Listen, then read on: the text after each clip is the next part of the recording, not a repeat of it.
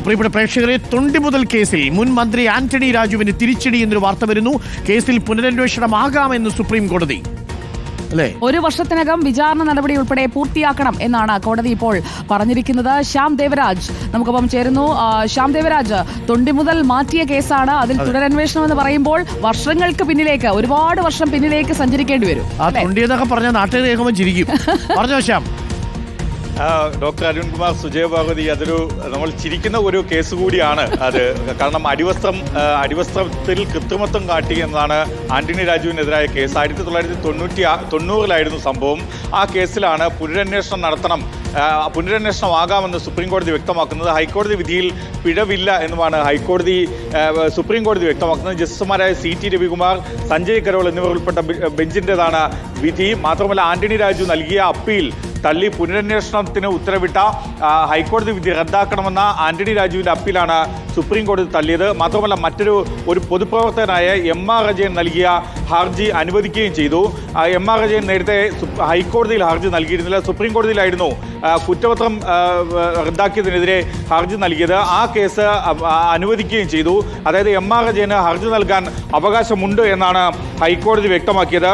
ഒരു വർഷത്തിനകം വിചാരണ നടപടികൾ പൂർത്തിയാക്കണമെന്നാണ് സുപ്രീം കോടതി നൽകിയ നിർദ്ദേശം. വിചാരണ നടപടികൾ നടക്കേണ്ടത് Nedumangad chief judicial 1ാം class magistrate കോടതിയിലാണ്. ഈ നടപടിക്രമങ്ങൾ ഒരു വർഷത്തിനകം പൂർത്തിയാക്കണമെന്ന കാര്യവും കൂടി സുപ്രീം കോടതി വ്യക്തമാക്കുന്നുണ്ട്. ജസ്റ്റിസ് സഞ്ജയ് കരോളിൻ്റെതാണ് ഈ വിധിന്യായം. ഇക്കാര്യത്തിൽ 3 വിഷയങ്ങളാണ് പരിശോധിച്ചത്. ഒന്നാമത്തേത്, MR അജയന് ഈ ഹർജി നൽകാൻ അവകാശമുണ്ടോ എന്നടക്കമുള്ള കാര്യങ്ങൾ, ഹൈക്കോടതി വിധിയിൽ പിഴവുണ്ടോ എന്നടക്കമുള്ള കാര്യങ്ങളാണ് പരിശോധിച്ചത്.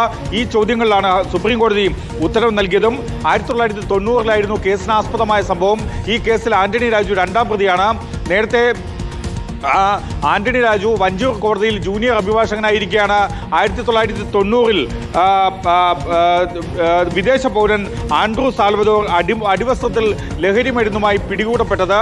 തുടർന്ന് പോലീസ് കേസെടുക്കുകയും ഇക്കാര്യത്തിൽ അന്വേഷണം നടത്തി മുന്നോട്ട് പോവുകയുമായിരുന്നു. ഈ കേസിൽ പിന്നീട് ആൻഡ്രൂ സാൽവദോറിനെ ഹൈക്കോടതി കുറ്റവിമുക്തനാക്കിയിരുന്നു.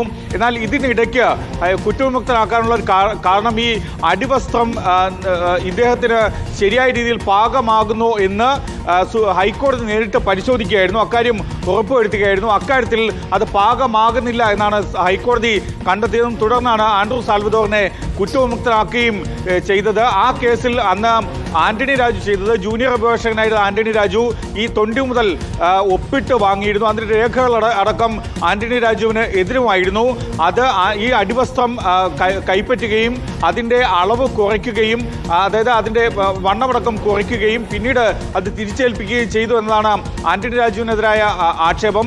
ആ ആക്ഷേപത്തിലാണ് പുനരന്വേഷണം നടത്താം എന്ന കാര്യം നേരത്തെ ഹൈക്കോടതി വ്യക്തമാക്കിയിരുന്നത്.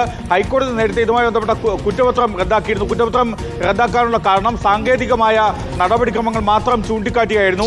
ആ ഹൈക്കോടതിയുടെ വിധിയിൽ പിഴവില്ല എന്നാണ് സുപ്രീം കോടതി വ്യക്തമാക്കുന്നത്. ആന്റണി രാജുവിന് തിരിച്ചടിയായിട്ടുള്ളൊരു വിധിയാണ് സുപ്രീം കോടതിയിൽ നിന്നുണ്ടായത്. ആന്റണി രാജുവിന് തിരിച്ചടിയായ ഒരു കേസ് തൊണ്ടിമുതൽ മാറ്റിയത്. തൊണ്ടിമുതൽ എന്നൊക്കെ പറഞ്ഞ അടിവസ്ത്രം എന്നൊക്കെ പറഞ്ഞപ്പോൾ പോവുകയുണ്ട്. വളരെ സിമ്പിളായിട്ട് പറഞ്ഞ ഷഡ്ഡി അടിച്ചു മാറ്റിയ കഥ അതാണ്.